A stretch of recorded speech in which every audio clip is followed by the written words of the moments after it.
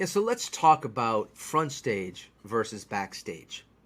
We created the framework of front stage versus backstage to replace the more technical terms that describe what's going on in the virtual world. So the technical term is synchronous communication versus asynchronous communication. So what does that mean? Well, front stage is anything that is synchronous. So think of being on a live Zoom call or thinking about being on a live telephone call. You and the other party, whether it's one person or many people, you're all at the same place at the same time.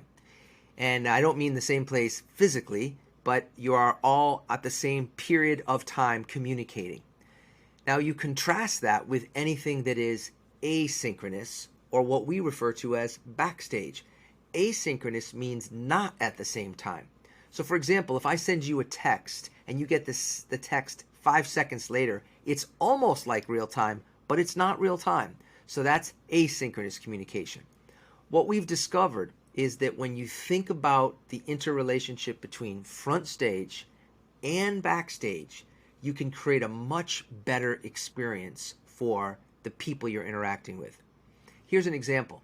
If you think about it, the very best communicators understand that they can set the stage before a meeting by using some backstage technology. For example, they could send a short video to you to introduce themselves. They might send you the agenda in advance by email.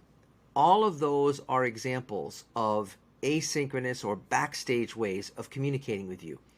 And to the extent they do that well, when you actually go live on the front stage conversation, you've already gotten to know them a little bit. And so some of that natural friction that exists when you're trying to get to know people from the first time is lessened. And then finally, after the live call is done, what do you do? Well, what if there was a way to easily follow up with people with the information they wanted?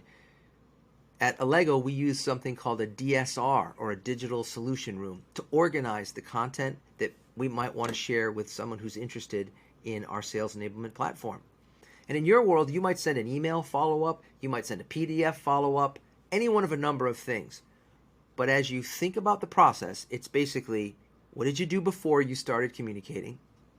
What did you do while you were live with the buyer in this interaction? And then what did you do afterwards? And we call that backstage, front stage, backstage. And the example in the book is, of course, Ben Zander, the conductor of the Boston Philharmonic.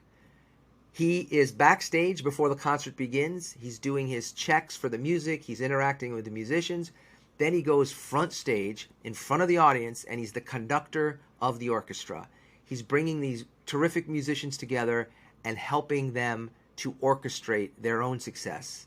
And then finally the concert ends and he goes backstage and he continues interacting with his audience backstage by taking pictures and signing books and things like that. When you think about the interactions that you make through that lens, it allows you a very different experience that you're creating than what traditional old school sellers are doing.